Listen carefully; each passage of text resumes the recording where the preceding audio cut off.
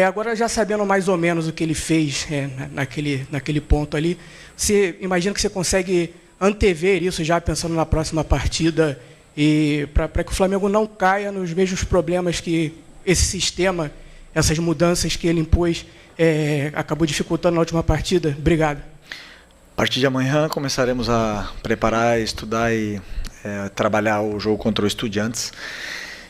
Claro que tentaremos corrigir todos os aspectos onde eles conseguiram nos machucar um pouco nessa nossa saída de bola, na saída de bola deles, e corrigiremos a partir de amanhã. Hoje ainda é jogo do Vasco. Felipe, boa noite. Rodrigo Cerqueira, Grupo Globo. Você sempre deixa claro em semanas de clássicos que é um jogo que tem ingredientes a mais do que as questões técnicas, táticas.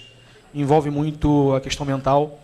E o Flamengo hoje teve as mudanças, o time conseguiu abrir o placar, depois sofreu um bocado. No segundo tempo chegou a ter oportunidade, mas também o Vasco teve as suas. O que você acha, assim, na sua análise, que foi mais preponderante para o empate hoje? E com isso também pode ser importante para a sequência da temporada, porque o Palmeiras encostou agora também, tem um jogo a menos, enfim. Bom, primeiro que, como você falou, um clássico é um jogo diferente, tem uma atmosfera, um clima dentro do campo diferente. E começamos o jogo muito bem, controlando o jogo, encontrando os espaços, encontrando as soluções e saindo bem da pressão até fazer o gol. Depois de fazer o gol, tivemos aí algumas saídas, conseguimos sair, mas aí realmente o Vasco encaixou praticamente uma marcação individual e não conseguimos ter mais o controle, né? A partir desse momento começamos a acelerar um pouco demais o jogo, perdemos um pouco o controle, e foi o melhor momento talvez do Vasco no jogo, o momento que eles foram superiores depois do nosso gol, mas não criando chances, senão criando muito volume de bola parada, faltas laterais, escanteios, e até empatar o jogo com esse escanteio. Depois voltamos a retomar o controle, tivemos mais posse de bola no campo deles. Eles são um time que se fecham muito, voltam os 10 atrás da linha da bola em bloco baixo, praticamente fechados na área, então não é fácil entrar, e a partir daí eles começaram a jogar simplesmente em transição, em lançamentos longos, né? E foi isso praticamente o restante do jogo, posse deles na área deles e com muitas ligações diretas, depois com perda da bola tentando contra-atacar. E essa foi a tônica do jogo. Tivemos chances claríssimas para fazer o segundo gol. Eles tiveram, como você falou, algumas chances, nenhuma claríssima. E acabou que é um empate num clássico. Como nós não contávamos, queríamos vencer o jogo, mas temos que ter calma. Existe um longo caminho pela frente. É um resultado absolutamente que nos deixa triste, mas é um resultado absolutamente normal. Quando você vem de uma sequência, principalmente menos de 3 dias para recuperar do jogo da quinta-feira, 9h30 da noite. Felipe, boa noite. Mauro Santana, do canal Mauro Santana. Você colocou uma equipe em campo com várias novidades, e você acabou de mencionar o desgaste da última partida de quinta-feira pela Libertadores. Eu acredito também com a preocupação, já pensando no jogo de volta na Argentina. Eu queria que você explicasse as suas opções para a montagem da equipe e comentasse também, apesar do empate, tivemos o gol do Carrascal, que afirma mais ainda o colombiano, já havia feito um passe para gol e agora contribui diretamente no gol do empate. Bom, primeiro pensei numa equipe para ir a campo fresca, uma equipe que conseguisse pressionar essa saída de bola muito complicada de pressionar, que é a do Diniz, onde eles juntam muitos jogadores atrás da linha da bola, eles usam o goleiro, eles repetem o lado e enchem muitas vezes as laterais do campo, então é complicado. Precisava de jogadores com perna fresca para poder jogar. Muitos deles da quinta-feira não se recuperaram, muitos jogadores, para não dizer a maioria, não se recuperaram do último jogo, que foi quinta-feira à noite, 9h30, acabou que chega quase 2 da manhã em casa, e o jogo hoje 5 da tarde com o calor, obviamente que não estavam recuperados. Portanto, optamos por colocar esses jogadores, alguns deles no segundo tempo, para tentar melhorar e dar mais força ainda para a equipe com as trocas, e foi assim nesse momento. Tivemos nosso momento aí de pressão máxima em cima da defesa do Vasco, mas infelizmente não conseguimos fazer o gol. Sobre o Carrascal, um jogador que, como eu falei para vocês, tem muita qualidade e hoje fez um grande jogo, entendeu bem os espaços, entendeu bem a importância e a determinante que tem que ser o jogador que joga nessa posição. Fez o gol, mas não só isso, senão que ele deu sequência nas jogadas, criou perigo, teve mais chances e pouco a pouco ele vai se adaptando e se sentindo cada vez melhor, e uma opção importantíssima para a gente. Boa noite, Felipe. Léo José, do Coluna do Fla. Hoje tinha-se uma expectativa sobre a presença do Jorginho, ele acabou ficando de fora e o clube trabalha para que ele tente estar na Argentina, né? E aí eu queria entender como que é a percepção de você, a sua percepção, a percepção da comissão técnica em cima dessa recuperação do Jorginho, dessa evolução do Jorginho. Existe, de fato, uma expectativa para que ele jogue na Argentina contra o Estudiantes? A ausência dele faria muita falta? Bom, estamos trabalhando, o nosso departamento médico está trabalhando para recuperá-lo para essa quinta-feira, né? Vamos ver se conseguimos ter a volta dele, porque é um jogador que vocês sabem bem, é muito importante para a gente, um líder fora e dentro do campo, e com certeza, se consegue se recuperar, vai ajudar muito. Boa noite, Felipe. Pedro Ramos, da Sintonia Esportiva. Meu colega comentou do Jorginho. E eu queria comentar sobre dois jogadores, na verdade, perguntar sobre o De La Cruz e o Léo Pereira, que hoje não entraram em campo, foram substituídos, foram escolhidos por Danilo, inclusive e o Alan. Para o jogo da Argentina, eles voltam ou hoje foi realmente uma adaptação para ver se o Danilo pode voltar como titular para também o jogo da Argentina? Obrigado. Para isso, vamos ter que esperar quinta-feira para a hora que sair a escalação, né? Mas, como eu falei para vocês, alguns jogadores não se recuperaram, e o Nico era um deles. Depois de 90 minutos, depois de muito tempo, não estava recuperado para poder performar da mesma forma que foi o último jogo. Boa noite, Felipe Luiz de Migo, canal Futepapo. A gente vê o Flamengo criando muito, tentando o tempo todo, às vezes falta um pouquinho, às vezes um pouco de sorte, mas também essa sequência agora para o final do ano é só pedreira, é só jogo importante, é só jogo decisivo. O que você pensa aí que você pode fazer para deixar a galera mais tranquila e até encarar essa maratona final para conseguir o objetivo aí de ser campeão? Não, como eu falei para vocês, calma e tranquilidade. Os resultados a gente não controla, né? Nós não podemos achar que vamos ganhar todos os jogos daqui até o final do ano. Queremos, vamos trabalhar para isso, mas o resultado nós não controlamos. Controlamos o nosso trabalho, o nosso dia a dia, e fazer com que os jogadores continuem acreditando nesse caminho que foi traçado e que eles vêm seguindo e vêm performando de uma forma esplêndida, e não se desviar, não deixar que os resultados afetem na parte mental, porque muitas vezes acontecem as oscilações com a sequência de jogos, né? Então, nosso time está jogando bem, está criando, está fazendo grandes atuações, e entender que esse resultado de hoje temos que apagar o mais rápido possível para poder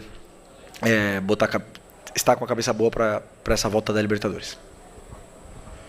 Felipe, Isaac, Flavoz, hoje você mencionou a questão do fator calor, a questão também da renovação dos jogadores, mas eu observei uma questão um pouco diferente na proposta de jogo do Flamengo. Hoje o Rossi, ele deu mais chutões para frente, procurando jogadas mais nas laterais, com os jogadores tentando quebrar a barreira do Vasco, e um meio de campo hoje também que não conseguia fazer muita ligação. Era realmente muito da defesa para o ataque. No caso, o Vasco conseguiu taticamente mudar a forma do Flamengo jogar, ou hoje realmente você mudou a forma do Flamengo jogar para esperar de repente o Vasco ali entregar um pouco mais a bola e o Flamengo conseguir avançar mais? Não mudamos absolutamente nada no nosso modelo de jogo, só que os espaços são os que são. Se o adversário marca nossos volantes individuais, obviamente que o meio-campo não consegue jogar, não tem como eles performar. Se o zagueiro salta nos nossos meias, e os laterais também saltam para fazer essa marcação individual, o espaço está nas costas, e os jogadores dentro do campo eles têm que identificar onde está o espaço. Não é chutão, é um lançamento na profundidade. Por isso a opção também do Bruno Henrique. A gente sabia que eles vinham subir bem a linha, e ele é um jogador um dos melhores que ataca o espaço da nossa equipe, e para tentar com essa marcação individual ia estar mano a mano lá atrás. tivemos muitas vezes saímos dessa forma, porque não tem como jogar curto se o adversário iguala em todos os setores do campo. Mas o que eu falei, de uma vez chegando no terço final do campo, aí para mim talvez faltou um pouco mais de controle, aceleramos demais as jogadas, nos precipitamos, não estávamos no nosso melhor dia de escolhas, né, nas tomadas de decisões ali, aceleramos um pouco mais e, claro, não é fácil roubar a bola do time do Vasco. Então, é praticamente isso, mas a nossa forma de jogar não mudou. Os jogadores que identificam o espaço onde o adversário deixa. Aqui, Felipe, boa noite. Marcos Martins, do canal da QSRN. É inegável, Felipe, a contribuição e a importância do Rossi, né, para o time do Flamengo. Inclusive, poucos minutos antes do gol do Vasco, ele fez uma excelente defesa. Mas aí, pegando o lance do gol do Vasco, aí não é o erro específico dele, mas, novamente, ele fica no meio do caminho, ele fica indeciso em sair do gol ou não sair. Isso aconteceu em alguns outros jogos também. Como você e a comissão técnica enxergam essas situações do Rossi nessa dificuldade de sair do gol em algumas ocasiões? Não, eu não vejo dificuldade. Eu vejo que um goleiro que arrisca e sai do gol aonde o treinador dele pede para ele fazer isso, claro que em algum momento pode acontecer de ele ter dúvidas, de errar. O que nós temos que fazer é continuar trabalhando esse momento do jogo, que é a bola parada defensiva, para poder corrigir esses erros, né, que você bem citou, porque ele é uma peça muito importante nessa nossa bola parada e tenho certeza que vamos ajustar. Olá, Felipe, aqui, tudo bem? Boa noite, Júlio Miguel Neto, da Rubro News TV. Ainda falando sobre a situação do Nico Dela Cruz, ele teve uma inatividade importante, né? E ficou fora das últimas convocações do técnico Marcelo Bielsa. Jogou esse último jogo, inclusive foi até o Saúl que saiu com dor no tornozelo, mas hoje não entrou, né? Você falou sobre a recuperação, né, da última partida que foi desgastante contra o Estudiantes. A não entrada do Dela Cruz também pode ser uma preparação, justamente se caso o Jorginho possa não vir atuar contra o Estudiantes, porque o Nico já não é de hoje que vem sofrendo com essas questões físicas. Um jogador tão importante quanto ele, mais uma vez, fica de fora, né? Ele não entra, não joga. Foi assim contra o Juventude, e aí você escalou ele contra o Estudiantes, e assim hoje contra a equipe do Vasco da Gama. Mais ou menos, passa por isso também pela sua cabeça, caso você não tenha o Jorginho, poder entrar com o Dela Cruz, por isso não ter utilizado ele hoje?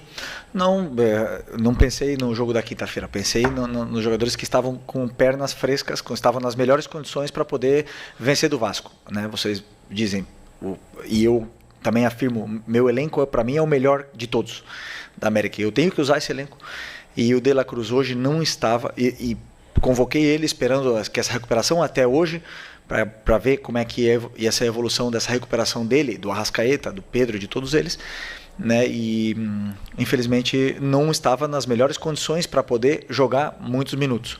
Então optei por não usá-lo. O que eu espero é que no próximo jogo estejam todos os jogadores à disposição, tendo 4 dias de margem para poder recuperar. Então eu tenho certeza que todos eles vão estar à disposição e se o Jorginho voltar, melhor ainda. Felipe, Raíza Simplício, da Gol Brasil e da revista Placar. A gente viu, né, o Flamengo soltou um comunicado oficial dizendo que foi informado, recebeu um ofício da Conmebol que o cartão do Gonzalo Plata não foi computado. Né, a informação que eu tenho é que não é que ele tenha sido anulado, é que ele não foi computado. Não sei exatamente a diferença, mas foi isso que me passaram da Conmebol. E aí, lá na Argentina, as pessoas, os dirigentes do Estudiantes, pessoas ligadas ao Estudiantes, estão dizendo que não receberam nada da Conmebol, que se isso acontecer, eles vão fazer pressão em cima da Conmebol, enviar o ofício contra. A gente viu que o Gonzalo Plata também jogou hoje 77 minutos, calor, aquilo tudo. Eu queria saber se você está contando com o Gonzalo Plata para o jogo da volta, né, pelo fato da Conmebol ter enviado esse ofício ao Flamengo. Como é que está essa situação em relação a isso? Bom, o Plata tem 23 anos, teve uma recuperação muito boa, tem uma recuperação boa para o próximo jogo e está à disposição e eu conto com ele sim.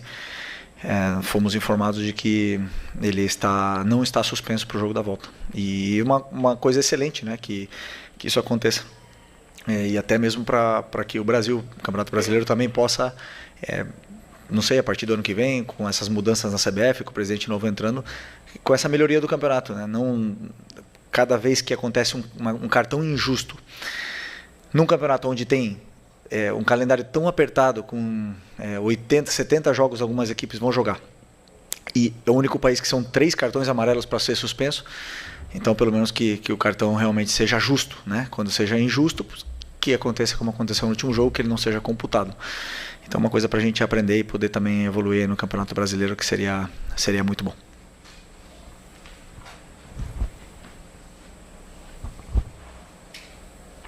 Sou eu? Vai lá.